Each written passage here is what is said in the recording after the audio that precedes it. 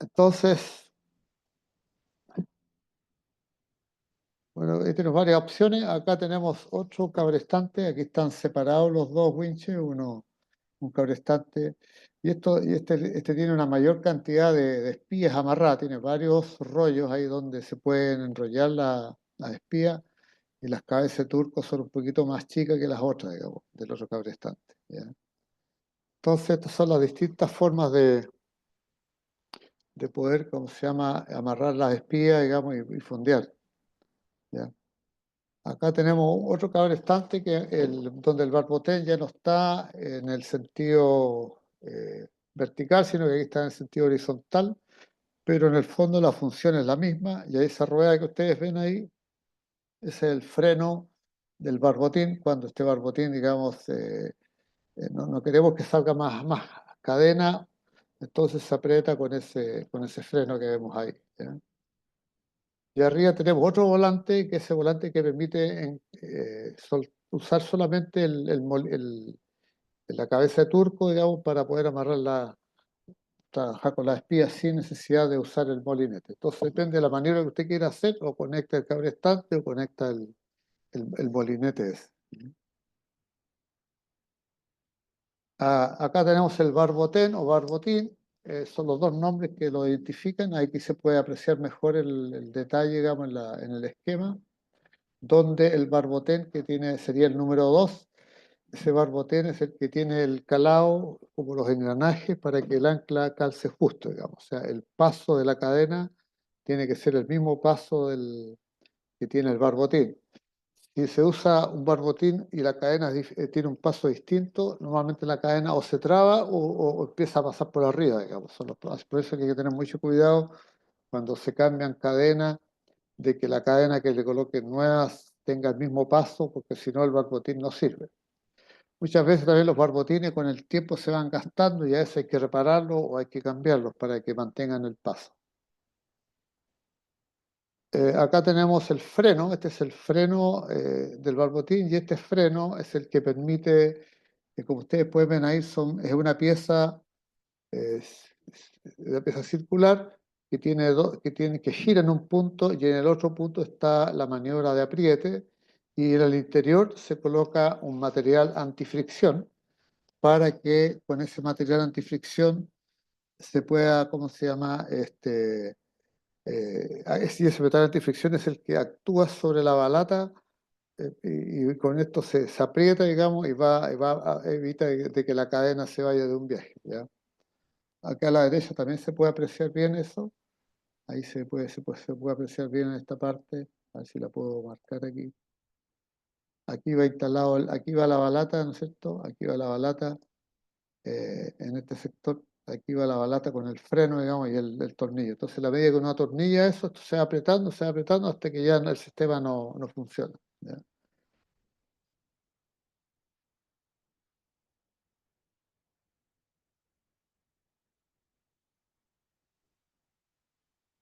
Otra cosa que también llevan los sistemas estos es el estopor. El estopor es un mecanismo intercalado entre el molinete o el cabrestante y el escobén, y con el fin de evitar el movimiento de la cadena. Entonces, la acción del estopor forma parte del trincado a son de mar de las anclas de navegación, evitando que por efecto de un fuerte cabeceo las mismas se muevan de su alojamiento, y durante el tiempo de fondeo la acción del estopor evita que la fuerza ejercida por la cadena, especialmente durante fuertes vientos, actúe directamente sobre el molinete. O sea, el estopor es el que soporta, digamos, la estrepada de la cadena, digamos, y esta pieza es una pieza bastante fuerte que se abre.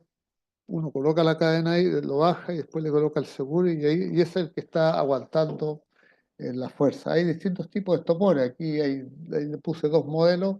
Hay otros más también, además de esto. Así es que depende del barco, el tamaño del barco también son el tamaño y la forma que tienen los estopores. ¿Ya? Hay distintos diseños, digamos. Entonces el estopor actúa como una traba por simple obstáculo en el camino libre de la cadena, ¿ya? Y hay unos que son solamente por peso, por el de arriba, y hay otros que es un sistema que se aprieta y aprieta la cadena, digamos, para que no se corra también. ¿Ya? Son distintas formas, digamos.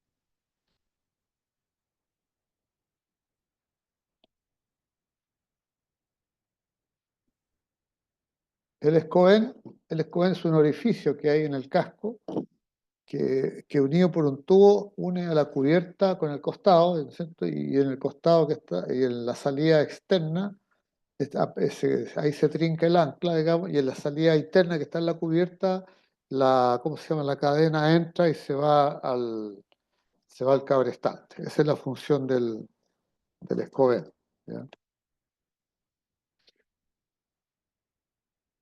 Después está la boza de la cadena, es un pequeño ramal de cadena que es firme a prueba del molinete, se engancha a la cadena cuando el ancla está arriba en el escobén, tiene por fin aguantar la cadena y el ancla para que no pueda aflojarse. Normalmente cuando uno coloca la cadena y le coloca el estopor, queda un pequeño juego, ¿ya? Y ese pequeño juego lo absorbe la boza, porque no es otra cosa que una acolladora, entonces se amarra a la cubierta, se amarra este acollador y se tensa la cadena y con eso ese pequeño juego que lo deja trincado con la boza de la cadena y con eso la cadena, el ancla no se anda golpeando, ¿ya? Bocina se le llaman a la bocina de Escobén y a la bocina de la caja de cadena, son los orificios por los que pasa la cadena del ancla. Cuando la cadena viene del Escobén, pasa por la bocina del Escobén y cuando se mete al pañol de cadena, pasa por la bocina de la caja de cadena. Después viene la malla de disparo, que es un accionamiento para liberar la cadena de la caja de cadenas si es que queremos largarla completamente. Esta malla de disparo es el arganeo, también se le conoce como arganeo, y eso está ubicado en el extremo de la cadena. Un extremo está amarrado al ancla y el otro extremo está amarrado en el pañol de cadena. Hay un dispositivo donde el último grillete en la cadena tiene tiene un pasador, ¿no es cierto? Entonces, y cuando se quiere largar la cadena completa en el pañol del, ¿cómo se llama? Del contramaestre, ahí hay un dispositivo donde hay un martillo que normalmente está ubicado ahí, y con ese martillo uno le da un golpe al seguro y libera la cadena, digamos. Eso se usa en casos extremos, en los cuales a veces la cadena no se puede recuperar, por ejemplo, porque quedó trabada en el fondo y hay un temporal muy grande, entonces lo que se hace en esos casos se larga la cadena completa al agua para que el barco pueda navegar y enfrentar el mal tiempo, ¿ya?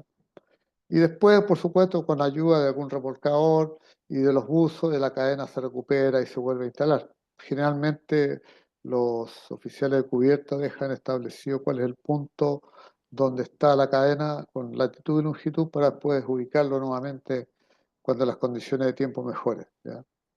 Así que esas son las formas de actuar ¿cómo se llama? O de ubicar eso. Eh, la concha, bueno, la concha es una parte del escobén que sobresale del costado del barco. O sea, cuando los barcos llevan una concha o es un ojo, son como los ojos así de las cosas de las iguanas, así que salen, que sobresalen. Y eso es porque cuando los barcos tienen bulbo, entonces, muchas veces la caída, cuando el ancla está pegada al casco y cae el ancla golpea contra el bulbo. Entonces, para no dañar el bulbo, se le hacen estas salientes hacia afuera con el fin de que el ancla pase por el costado por fuera, digamos, de la forma del bulbo para no dañar el bulbo. Para eso son estas conchas. Muchos barcos tienen este sistema, digamos, y otros por el diseño a veces no, están justos, están bien diseñados. Entonces, depende del barco, algunos tienen este sistema y otros no lo tienen, ¿ya? Todo depende del bulbo que tenga, o el tamaño o la forma del bulbo que tenga el barco. Después tenemos la teja, es el refuerzo en la cubierta que evita el desgaste de escobén con la cadena, que es un refuerzo que va en la parte superior.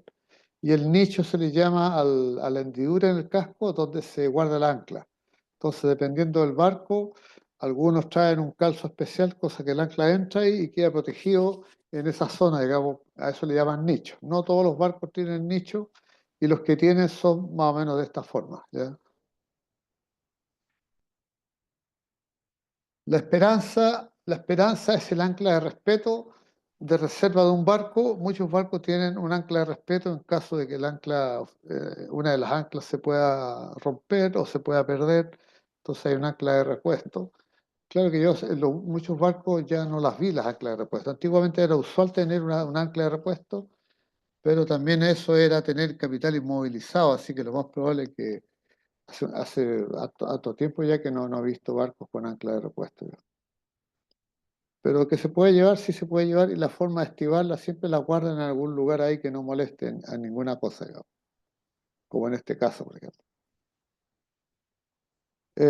Las vitas, bueno, las vitas son, aquí hay varios tipos, vitas que son sencillas, otras son en cruz, otras son dobles, y estas vitas son las que se instalan a bordo del barco para poder amarrar las espías. Entonces, una vez que la espía está, ¿cómo se llama? Está amarrada a tierra o está amarrada en otro barco, esta espía se estira con el molinete y el chicote del molinete después queda amarrado en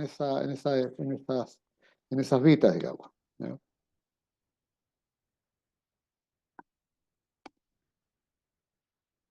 Las vitas, después, esas son las vitas de los barcos, y estas que están acá, estos son distintos modelos de vitas que están instaladas en los muelles y terminales, ¿ya? Hay bastantes tipos de vitas y algunas son bastante grandes, gigantes algunas.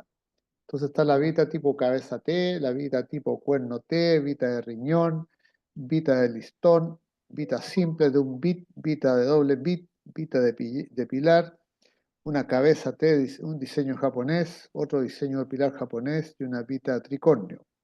Y estas vitas algunas son tan grandes que uno de repente deben tener, por lo menos algunas de ancho, deben tener casi un metro, digamos, de espesor, digamos. Ahora, todas esas vitas que se instalan en los muelles y terminales van, por supuesto, a pernadas. Ahí están los orificios de los pernos que la van a pernar a la estructura de abajo. Pero la estructura de abajo es una estructura de hormigón armado, donde van los pernos, los que sobresalen hacia arriba son unos pernos que están soldados a la estructura. Entonces, cuando la vita se instala, normalmente en los puertos, en casi todos los puertos hay un par de vitas que se les hace una prueba de resistencia, porque esas vitas se utilizan para medir también el volar pool de los remolcadores. Eso sí, el volar pool es una medición que se le hace a los remolcadores para ver cuántos son capaces de tirar, digamos. La capacidad de tracción que tiene un remolcador se mide en una vita especialmente habilitada o instalada en los terminales para poder hacer esa prueba, ¿ya? Y es una prueba re interesante porque si uno coloca un dinamómetro ¿cómo se llama? En el cable, ¿ya? Ese dinamómetro normalmente es electrónico y hay un sensor electrónico que recibe la señal del dinamómetro y ahí se va midiendo cuántas toneladas son las que el remolcador está tirando cuando se hace la prueba de Bollard Pull, ¿ya? Es una prueba y después se hace la prueba y se certifica esa prueba, ¿ya? Y todos los remolcadores tienen un certificado hecho por alguna persona competente de la prueba de Bollard Pull hecha en esa vita, es que está especialmente reforzada en los muelles para hacer eso, ¿no? Y casi todas las vitas que están instaladas en los muelles tienen marcada cuál es la potencia o la fuerza que pueden soportar, digamos, en función de la calidad del empotrado, del tamaño de la vita, etcétera, etcétera. A bordo de los barcos también, todas las vitas y las guías espía y todo eso también están marcados con la fuerza que son capaces de soportar, ¿ya? Aquí tenemos, por ejemplo, estas son unos rollers, las que están a la izquierda, esas negritas, unos rollers, y ahí ustedes se van a fijar que sale el SWL 74 toneladas. Ese es el Safety Working Load, o sea, esa es la carga de seguridad de trabajo que es capaz de soportar esos roles que son de 74 toneladas, ¿ya? Entonces, cuando la carga es superior a eso, esos rollers corren el riesgo de romperse o de deformarse si la fuerza es mayor que eso. Hay roles individuales como el que está al medio, por ejemplo, de ese color gris. Ese también es un rol individual que son los que permiten el cambio de dirección o sea, de las espías en las maniobras que se hacen a bordo, ¿ya? Y a la derecha podemos apreciar un Panama Choc. También se le conoce como gatera o guía espía, ¿ya? Pero normalmente ese diseño fue un diseño que hace muchos años atrás el canal de Panamá le pidió a los barcos les exigió que tuvieran instalado este tipo de guía espía, que son los que ellos emplean para poder pasar los cables. Allá en Panamá no usan espías, sino que usan cables metálicos para poder amarrarse, digamos, a los remolcadores o a las grúas, a las mulas que circulan por el costado. Las, las esclusas antiguas del Canal de Panamá usan mulas y las esclusas nuevas usan remolcadores, pero en todas esas maniobras ellos usan cables y esos cables los laborean a través de este tipo de, de guías espías, digamos, que en la jerga internacional en inglés se le conoce como los Panama Shocks, ¿ya? Después existen otros aparatos que son estas guías, digamos, que se les conoce como las roller firelets, ya que también permite que pasen las espías y ustedes pueden ver que tienen tres rollos, la de la izquierda, la gris, y la roja tiene cuatro rollos, digamos. Entonces la espía pasa por ahí, laborea por ahí. Cuando pasa la espía, los rollers se van moviendo. Lo que hay que tener cuidado nomás es que todos estén bien engrasados, los extremos, digamos, arriba y abajo, para que el movimiento del roller sea suave y pueda, ¿cómo se llama?, la espía laborear sin ningún problema y con el mínimo de roce. Porque si esos rollers no giraran, la espía es la que roza y se desgasta muy rápido, pero como están girando esos rollers, entonces el desgaste de la espía es mucho menor y duran más, digamos. ¿Ya?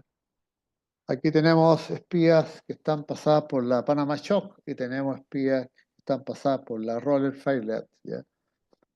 Ambos cumplen más o menos la misma función, la única diferencia es que el roller, la espía se gasta menos porque, ¿cómo se llama? El rodillo que está girando acompaña al movimiento de la espía, digamos.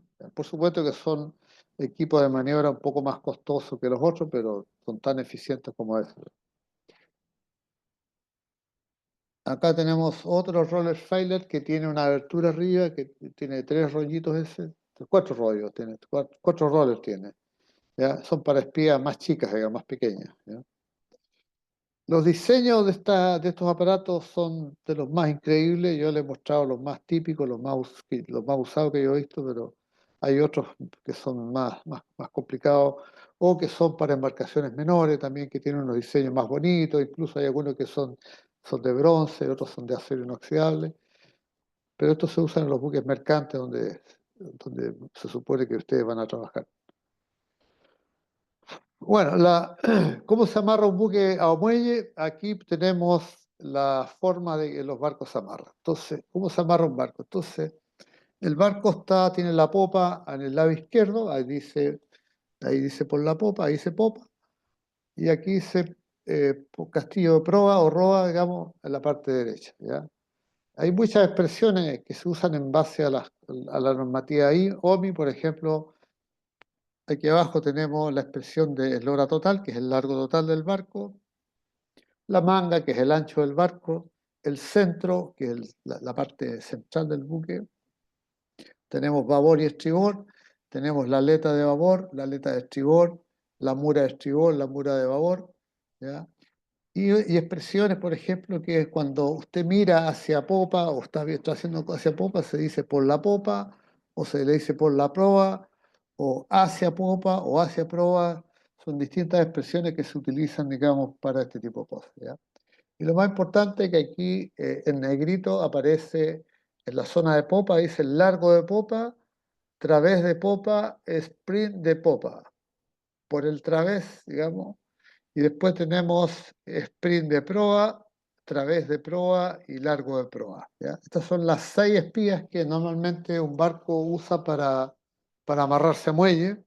Y esas espías, por ejemplo, el largo de popa y el largo de proa evitan de que el barco, ¿cómo se llama? El largo de proa evita que el barco se vaya hacia proa y el largo de proa evita que el barco se vaya hacia popa. A su vez, el sprint de proa mantiene atracado el barco a muelle, ¿ya? Y el sprint de popa también, y evita que los barcos se muevan hacia adelante y hacia atrás. Y los través de proa y popa son los que mantienen al barco trincado al muelle, digamos, ¿ya? Entonces, los trincan al muelle y los otros son para evitar que se vaya hacia adelante y para evitar que se vaya hacia atrás.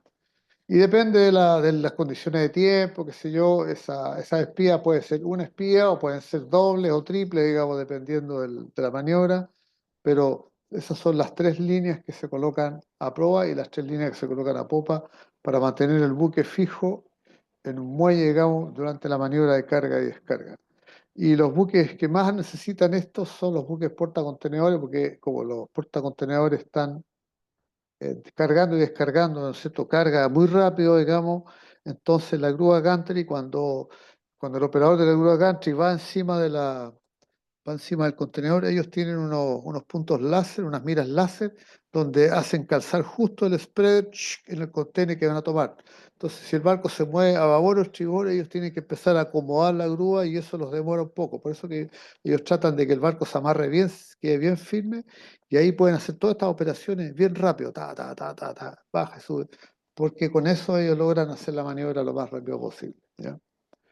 Eh, Hay otra forma de fondear que es cuando los barcos, a veces hay mucha marejada, por ejemplo, entonces muchas veces le colocan una espía a popa, amarrada a una boya para poder sacar el barco por ese lado, o algunos le colocan también una espía amarrada a una boya a estribor, y ahí con eso a veces los barcos maniobran con esa espía y logran despegar el barco cuando tienen que desatracar. ¿Ya? Y la otra está cuando los barcos se amarran a una boya para hacer una faena de petróleo, otro tipo de amarre también. ¿Ya? Bueno, son distintos sistemas de amarre que tienen los barcos y todas las espías que actúan en estas maniobras son las que se amarran a los winches, a los molinetes, a los cabrestantes, qué sé yo, y a las vitas van quedando y pasan por las Panama Choc, pasan por las gateras, pasan por el, ¿cómo se llama? Por los roller faillet, ahí es donde hacen todas las maniobras, digamos. O con los roletes también para cambiar dirección, etcétera, etcétera. Bueno, después de eso tenemos las partes del ancla. Las anclas, esta es una ancla antigua, esta se le conoce como el ancla almirantazgo. Esta ancla tiene un brazo, un mapa, una cruz, una caña, un ojo de cepo, una cabeza de cebolla, una chaveta, un cepo, un ojo del arganeo y el arganeo propiamente tal, que es donde se conecta el ancla ¿cómo se llama? Con la, con la cadena, digamos. Estas anclas fueron muy usadas en el siglo, hasta el principio del siglo, hasta el principio del siglo XX se usaron estas anclas, pero después fueron cambiando porque al final era complicado pescar estas anclas, y una vez que las subían a bordo había que rebatir el cepo había que se metía hacia la izquierda y después se doblaba para que ocupara el menor espacio posible, para poder guardarle los costados, qué sé yo. Entonces toda esa maniobra hoy día ha sido reemplazada por otro tipo de ancla, digamos. Acá tenemos la misma ancla anterior, vista de otra forma. Aquí cambian algunos números. Ahí aparece el pico del oro, la caña, un grillete equilibrado, el cepo, el ojo del cepo, el arganeo y la cadena, digamos, y el grillete. ¿Ya? Entonces, estos son más o menos la denominación de un ancla. Y acá tenemos otro tipo de ancla. A esta se le conoce como las anclas tipo Danforth. Son dos largas uñas completamente planas y funciona especialmente bien en fondos marinos de arena, de lodo o fango, y, y no se recomienda utilizar en gravillo roca. ¿Por qué? Porque con la roca se traba, entonces cuesta mucho sacarlas, digamos, en la roca y a veces se forman con los tirones del cabrestán. Tiene mucho agarre y a la vez es una ancla ligera, pero el único inconveniente es que ocupa mucho sitio, digamos, debido a su poco peso y gran superficie. No se debe fondear en marcha ya que planea y no llega al fondo. La barra lateral evita que pueda quedar mal colocada en el fondo. O sea, esta ancla cuando se tira al mar, esta ancla, digamos, cae y por el propio peso, digamos, el ancla, las uñas quedan paralelas, digamos, y después cuando empieza esto a tirarse, el mismo peso del ancla, las puntas se empiezan a enterrar, se van enterrando hasta que queda firme firmemente agarrada, digamos, ¿ya? Y esa barra mantiene el ancla en la posición que corresponde, ¿ya? Después tenemos el ancla de arao. Este es un ancla que tiene una sola uña con forma de arao y el peso reside en la punta. Tiene un excelente agarre en tenedores de arena o arcilla, pero no es la mejor cuando hay algas o rocas, digamos. Es como en casi todas las anclas de acero inoxidable, acero galvanizado, materiales muy resistentes y duraderos.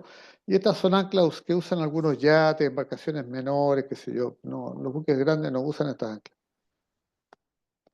Está el ancla de la Bruce. Se inventó en los años 70 para destinarse a grandes plataformas petroleras y ya en los años 2000 se comenzó a comercializar para embarcaciones pequeñas de recreo, ¿ya? Tienen forma de garra abierta perfecta para amarrarse a fondos blandos, digamos, ¿ya? Entonces las embarcaciones menores siempre tienden a fondear ¿cómo se llama?, en lugares donde hay arena y cosas así. Esta ancla les sirve bastante bien para eso. Acá tenemos un ancla tipo rezón. Es un ancla llamada de 4 patas o de arpeo, y el ancla de rezón con sus 4 líneas se usa habitualmente en embarcaciones pequeñas como Zodiac y fondos marinos rocosos, como los como los bancos de pescadores, qué sé yo, ¿ya? ¿Qué más tenemos? Ahí tenemos un ancla delta. Esta es parecida al ancla de arao por ser muy parecida, pero tiene mejor agarre y es apta para embarcaciones de más de 8 metros de eslora. Y aquí tenemos un ancla spade. Está casi la mitad del peso del ancla spade lo concentra su uña al tener un lastre de plomo y llevar una caña hueca, digamos. Esto hace que se fije mejor en todo tipo de fondo y que se pueda almacenar correctamente, ¿ya?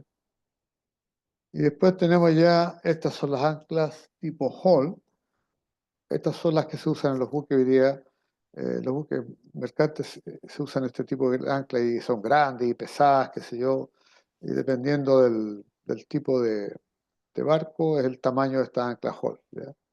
Y los ganchos se pueden desplazar hasta 42 grados más o menos, que son lo cual les da un excelente agarre, digamos. Y aquí, de las anclas convencionales que son parecidas a las anclas Hall, hay unas variantes. Está el ancla Spec, está el ancla Bolt, está el ancla Hall y está el ancla AC14, que también se ha visto mucho, digamos, ¿ya? Las anclas Spec, Bolt y Hall se usan porque tienen una gran masa, son anclas bien pesadas. Y la ancla AC14 es una ancla fabricada con materiales más resistentes y puede tener un peso menor según lo señalen las reglas de la sociedad de clasificación, y también tiene un buen agarre por la forma de las uñas que tiene, ¿ya? Entonces, como pueden ver, son 4 anclas que son las que más se usan en los barcos hoy en día, y dependiendo del armador, el ancla que más les guste, qué sé yo. Y las anclas Hall y las AC14 son bastante usadas, digamos, hoy en día.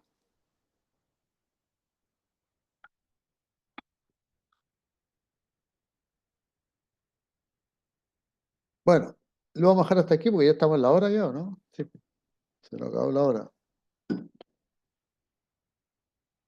Así es que vamos a dejar la asignatura, la clase hasta este momento para que ustedes, ¿cómo se llama?, puedan seguir con su actividad. Y yo también tengo clases también.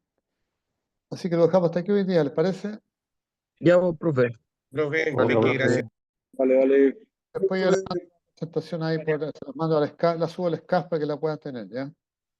Perfecto, Buenísimo. gracias. Gracias, profe. Ya. ¿Hay alguien que no haya llegado? Profesor, ¿me puede poner presente, por favor? Natalia ¿Quién? Silva. ¿Y por qué? ¿Qué hora llegó usted, Natalia? Yo la nombré varias Igual veces. llegué a la hora, pero no podía. Estoy trabajando, profesor. Ya, vale. ¿Y Villalobos está o no? Sí, presente, profe. Estaba conectado. Ya. ¿Vidal? No, Vidal Vidal no no. existe, profe. ¿Ah? ¿Qué pasó con Vidal no Vidal? existe. No ha llegado a ninguna clase. Ah, ya, bueno. Ahí vamos a ver qué pasa con eso. ¿Y Hernández hoy qué pasó con Nelson Hernández? No le respondió a ninguno más. No sabemos nada de él tampoco. Ya, vale. Bueno, eso sería entonces por el día de hoy. Muchas gracias por la atención dispensada y nos vemos el próximo lunes si Dios quiere, ¿ya? Ya, profe, Profe. muchas gracias. Hasta Nos luego, vemos. profe. Hasta luego. Hasta más tarde, profesor. Después Hasta tenemos luego. diésel. Sí, bueno, pero ese otro curso, ¿no? Bien, profe. Gracias, profesor. Vale.